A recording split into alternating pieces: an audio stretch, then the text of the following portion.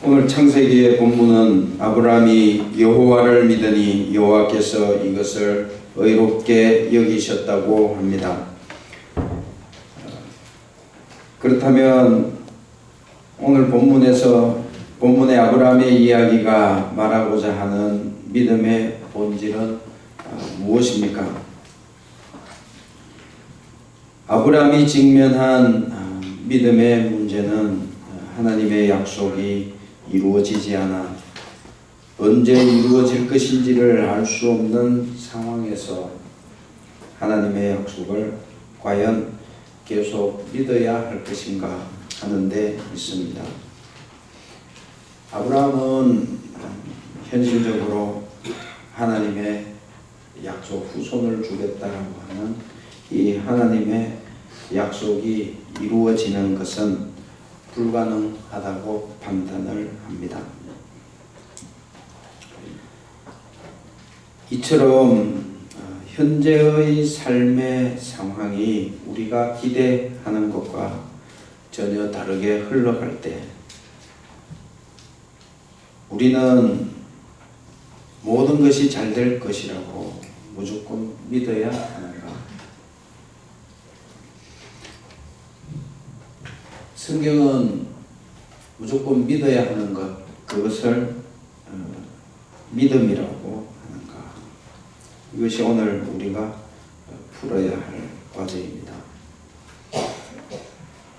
오늘 구약 말씀을 보면 아브라함의 믿음은 약속을 무조건 받아들이는 데 있지 않습니다. 믿음은 아주 힘겹게 믿음의 싸움을 싸워서 얻어야 하는 것이고 심한 논쟁을 거쳐서 얻게 되는 확신이었습니다. 아브라함은 약속을 수동적으로 믿기만 하는 사람이 아니었습니다.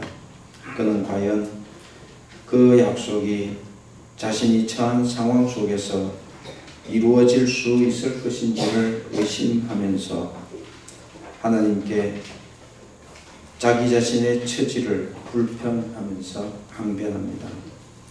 아브라함은 이런 과정을 통해서 믿음으로 나아갔습니다. 오늘 본문에서 아브라함은 환상을 통해 자신에게 말씀하시는 하나님의 음성을 듣습니다. 그러나 어리석은 우리 인간은 늘 동문서답을 하면서 엉뚱한 소리를 합니다. 하나님께서 아브라함에게 나는 너의 방패이며 너의 상급이다 라고 말씀하시는데 아브라함은 하나님께 뭐라고 말하는가 하면 주 여호와여 제게는 아들이 없는데 무엇을 내게 주신다는 말입니까? 이렇게 항변을 합니다. 아브라함이 하나님께 불평하고 항변하는 이 모습을 보면 베드로가 예수님께 항변하는 그런 모습을 연상하게 됩니다. 예수께서 제자들에게 너희는 나를 누구라고 하느냐고 물으셨을 때에 베드로는 주는 하나님의 아들이요 그리스도이시라고 고백을 했습니다.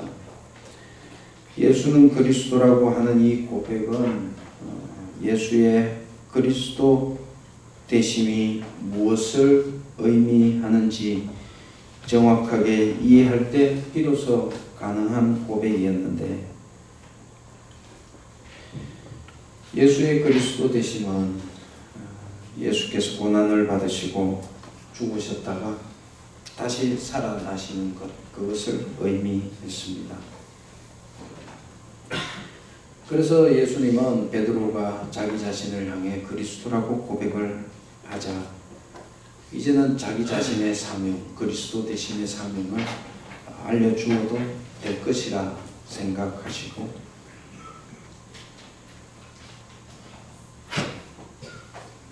자신의 고난과 죽음과 부활에 대해서 말씀하셨습니다.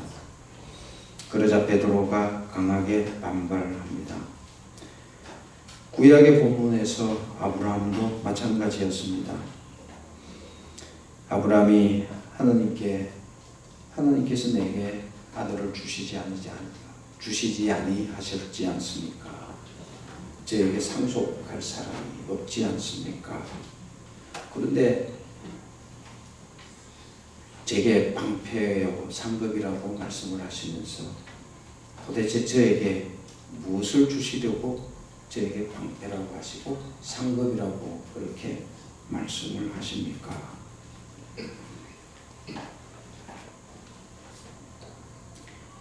결국 아브라함은 지금 하나님께서 나는 너의 방패요 상급이라고 하는 이 말씀의 의미를 알지 못했다. 믿음으로 받아들이지 못했다라고 하는 것을 깨닫게 됩니다.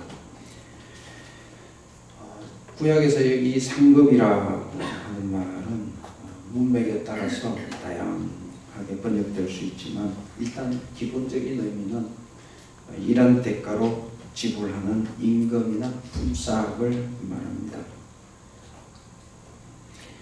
그러나 하나님께서 나는 너의 상급이다, 품삯이다 이렇게 이야기하셨을 때 그것은 우리가 믿음의 대가로 당연히 받아야 할 보수 그런 의미로 말씀하시는 것이 아니라 하나님께서 우리에게 베풀어 주시는 은혜의 선물 그것을 이야기합니다.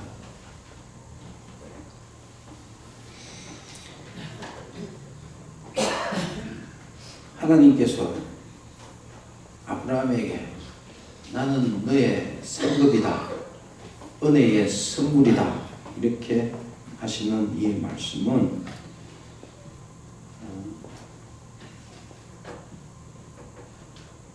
하나님이 자기 자신을 낮추어서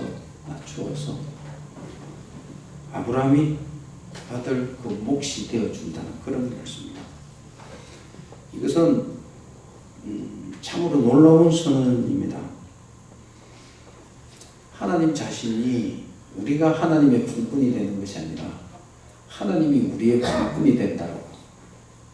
우리가 하나님의 종이 되는 것이 아니라 하나님께서 스스로 낮추어서 우리의 종이 되어 주겠다. 그렇게 말씀하고 계시는데 여러분 이것이 과연 말이 되는 이야기입니까? 그런데도 하나님께서는 지금 아브라함에게 현현하셔서 나는 너의 방패요 너의 상급이다 이렇게 말씀하십니다. 아브라함의 말을 들어주고 봉사하는 품꾼이 되어주시고 방패가 되어주신다는 말씀. 이 말은 곧 야훼 하나님이 아브라함의 하나님이 되신다는 말씀입니다. 우주 만물을 창조하신 하나님께서 아브라함의 하나님이 되어주신다는 말씀입니다. 하나님 자신이 우리의 선물이 된다라고 생각을 해보십시오. 우리가 사람이 주는 선물이야 그저 정해진 것 그것밖에 안 되지만 하나님 자신이 자기 자신 전체를 우리에게 선물로 내어주신다고 한다면 그래서 오늘 본문에서는 나는 너의 지극히 큰 상급이다 이렇게 지극히 큰이라고 하는 그 수식을 했습니다만 아브라함이 받을 그 은혜의 선물은 하나님 자신이 되므로 헤아릴 수 없을 만큼 엄청나게 많을 것입니다. 이런 나는 너의 상급이다라고 하는 이 말씀을 이런 의미에서 볼 때 2절에서 이어지는 아브라함의 질문은 너무나도 어리석은 질문, 우문에 불과합니다. 하나님께서 자기 자신을 다 내준다라고 그렇게 아브라함을 위해서 은혜의 선물로 자기 자신을 개방하시고 다 내어준다고 그렇게 말씀을 하시는데 하나님 저한테 뭐 주실랍니까? 이것이 어리석은 우리의 모습 아니겠는가? 하나님의 은혜의 본질 앞에서는 우리 인간의 모습이 바로 이런 것 아니겠는가? 그런 생각을 합니다. 이 말 속에는 아브라함이 제게 뭘 주시려고 하십니까? 라고 하는 이 말씀에는 하나님께서 온 우주 만물을 저에게 다 주신다 해도 나한테는 상속자가 없는데 무슨 소용이 있겠습니까? 하는 그런 불평이 담겨져 있습니다. 이런 아브라함에게 하나님은 한 말씀을 주시고 표징을 보여주십니다. 나에게는 아들이 없으니까 내가 데리고 있는 이 엘리에셀 이자가 내 상속자가 될 것 아닙니까? 이렇게 말하는 아브라함에게 아니,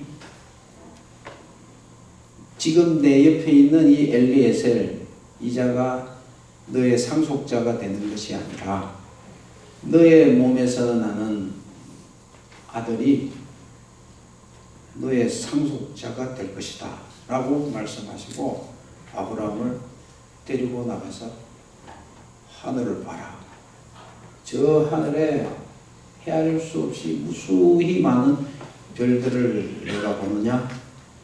너의 후손들이 저 하늘의 별들처럼 될 것이다. 이렇게 말씀을 하십니다. 그래서 하나님은 이 하늘에 무수히 많은 이 별들을 표징으로 보여주셨습니다.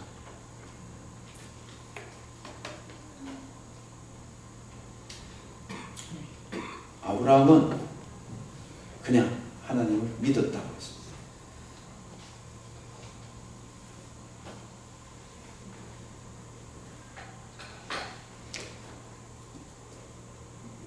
아브라함의 이러한 상황은 베드로가 예수님을 향해서 그리스도라고 고백하는 그 상황과 아주 흡사합니다. 예수님께서 제자들에게 사람들이 나를 누구라고 하느냐 이렇게 물으신 다음에 곧바로 제자들을 향해서 그렇다면 너희는 나를 누구라고 하느냐 이렇게 물었을 때 베드로가 제자들을 대표해서 주는 그리스도입니다 이렇게 고백을 하는데 이렇게 고백했을 때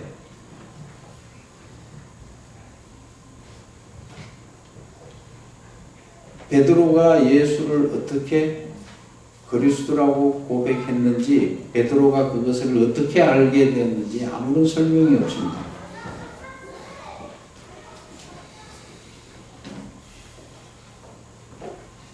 그런데 주님은 베드로에게 이러한 베드로의 고백이 바로 하나님께서 이루시는 신앙의 기적이다. 그래서 믿음은 바로 하나님의 권능 아래 있는 우리가 믿는 것이 아니라 우리를 믿음의 자리로 이끌어주시는 하나님의 권능의 역사다. 이렇게 예수님께서 그래서 바요나 시몬아 너가 복이 있도다 이를 알게 하니는 혈육이 아니라 하늘에 계신 내 아버지이심이라 이렇게 이야기합니다. 아브라함은 하늘에 무수히 많은 별들의 표징을 보면서 어떤 지식이나 설득에 의해서가 아니라 하나님의 권능에 의해서 그 불평과 항변이 믿음의 고백으로 바뀌어졌습니다. 이러한 아브라함의 믿음은 인간의 이성에 기초하지 않았고 하나님만이 참 하나님이심을 깨닫는 것. 오직 그것을 두고 씨름하는 것이다. 이 하나님과의 씨름에서 자기 자신의 전 존재가 다 무너져 내려야 비로소 하나님을 하나님으로 고백할 수 있는 것 아닌가. 성경은 그것을 우리에게 알려주고 있는 것 아닌가. 우리가 잘 아는 대로 야곱의 이야기, 야복나루터에서 한도뼈가 무너져 내리는 것처럼 우리 자신의 전 존재가 하나님의 현존 앞에서 다 무너져 내릴 때 하나님을 하나님으로 고백할 수 있는 것 아닌가. 그래서 하나님께서 우리에게 주시는 그 희망은 어떤 생식할 수 있는 능력을 상실한 아브라함과 사라가 육체적인 혈과 육의 어떤 생식 능력을 회복하는 그래서 그곳에 희망을 두는 것이 아니라 하나님 자신에게 희망을 둘 수밖에 없는 그런 희망이었습니다. 그래서 이 믿음의 희망은 아브라함이 가장 고통스러운 그 인생의 가장 어두운 순간에 아브라함에게 주어졌습니다. 아브라함이 하늘의 별들을 바라보며 깨달은 것은 무엇이었겠습니까? 하늘에 보이는 저 무수한 별들이 어떻게 아들에 관한 약속의 표징이 될 수 있을까? 근데 시편 8편의 말씀은 우리에게 어떤 하나의 실마리를 제공합니다. 우리가 잘 아는 대로 시편 8편의 말씀을 찾아보면 시인은 하늘과 하늘의 별들을 보면서 이렇게 시를 지어서 하나님을 찬양합니다. 주의 손가락으로 만드신 주의 하늘과 주께서 베풀어 두신 달과 별들을 내가 보니 사람이 무엇이기에 주께서 그를 생각하시며 인자가 무엇이기에 주께서 그를 돌보시나이까. 그를 하나님보다 조금 못하게 하시고 영화와 종기로 관을 씌워주셨습니다. 시인은 시편 8편의 시인은 하나님 지으신 그 모든 천지 만물의 하나님의 어떤 창조의 신비를 경이로움으로 바라보면서 동시에 하나님이 지으신 피조물인 우리들의 존재의 의미를 그 하나님의 어떤 창조의 신비 승리 아래서 발견하고 깨닫고 있습니다. 하나님의 창조에 대한 경외심을 느끼면서 피조물이 너희 인간이야 더 말할 것이 무엇이 있겠느냐. 하나님께서 우리를 깨닫게 하시는 것은 어떤 그 깨달음은 아마 우리 인간의 어떤 지식과 이성의 경험 체계를 다 동원하는 그런 것들이 아니라 그냥 우리로 하여금 깨닫게 하는 그 깨달음으로 이끌어주시는 어떤 하나님의 능력이 아닌가. 아브라함은 자기가 인식할 수 있는 현실 세계 안에서 모든 것을 바라보았습니다. 만져볼 수 있고 볼 수 있고 자기 스스로 관리할 수 있는 그런 어떤 그런 현실 세계 안에서 모든 것을 바라보려고 했지만 결국 하나님의 현현 앞에서 자기의 어떤 그런 어떤 존재, 전 존재가 다 무너져 내렸습니다. 그래서 자기 자신의 태도가, 생각이 잘못되었구나. 그래서 아브라함은 하나님을 믿었고 하나님은 그것을 의롭게 여기셨다 이렇게 이야기했습니다.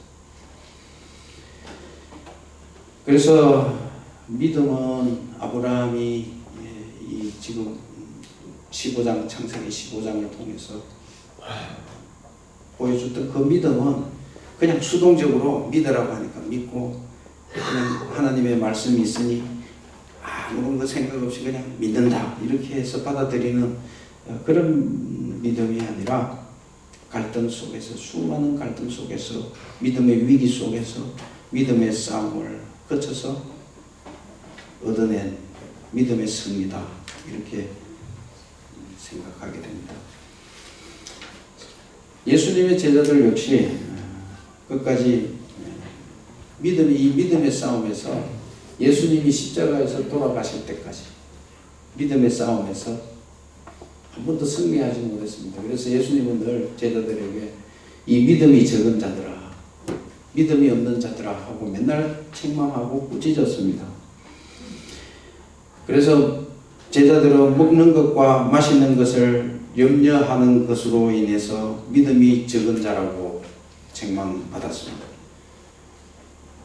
폭풍우를 만나서 폭풍우에 직면해서도 그들의 믿음은 흔들렸습니다. 그런데 그 믿음의 싸움을 제자들은 끝까지 싸웠습니다. 그리고 믿음으로 다시 일어설 수 있었습니다. 아브라함이 하나님 제게 무엇을 주시려고 하십니까? 라고 항변했지만 아브라함은 결국 자기 자신을 계시하시고 그것을 받아들이게 하시는 하나님의 권능 앞에 믿음으로 나아가게 되었습니다.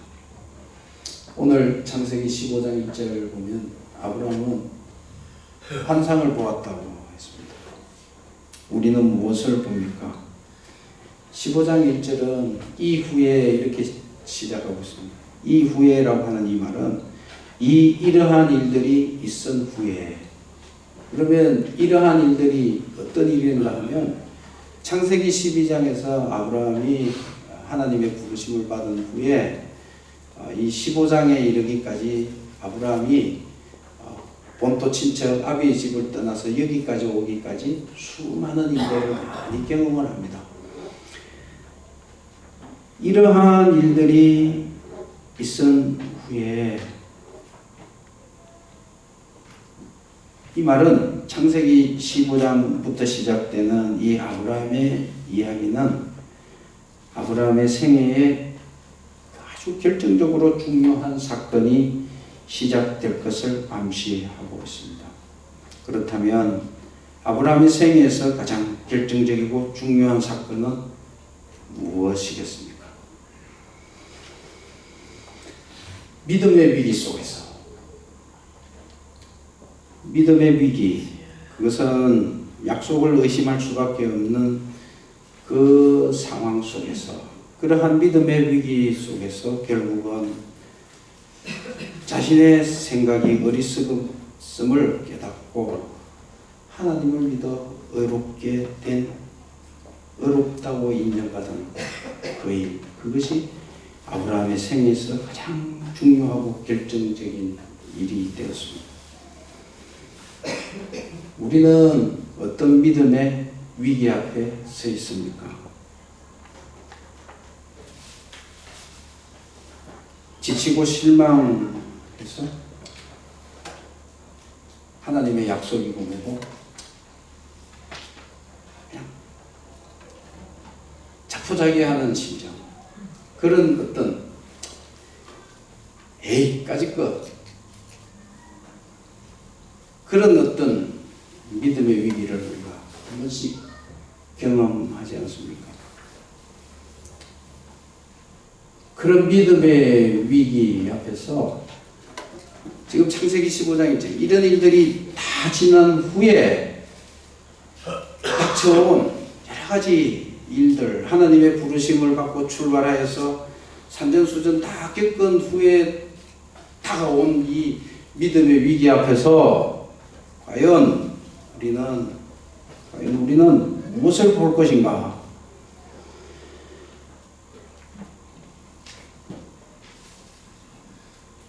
오늘 이 말씀은 우리의 믿음의 위기에도 그대로 적용될 것입니다.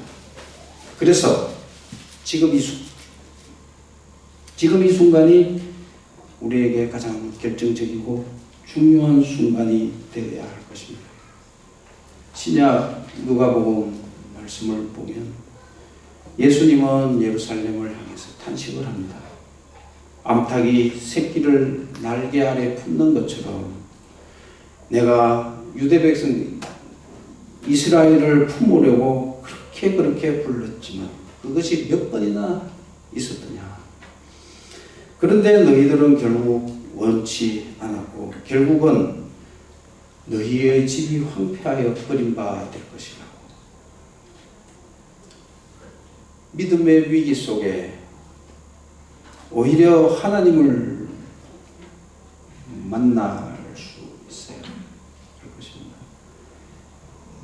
하나님이 정말 살아계시는 하나님이신지 아닌지 의심하게 되는 이 믿음의 위기 앞에서 우리는 오히려 하나님을 받아서 믿음으로 열리는 그 새로운 삶의 감격이 얼마나 놀라운 것인지, 얼마나 큰 것인지, 얼마나 신비한 것인지 그것을 깨달을 수 있기를 바랍니다. 기도하겠습니다.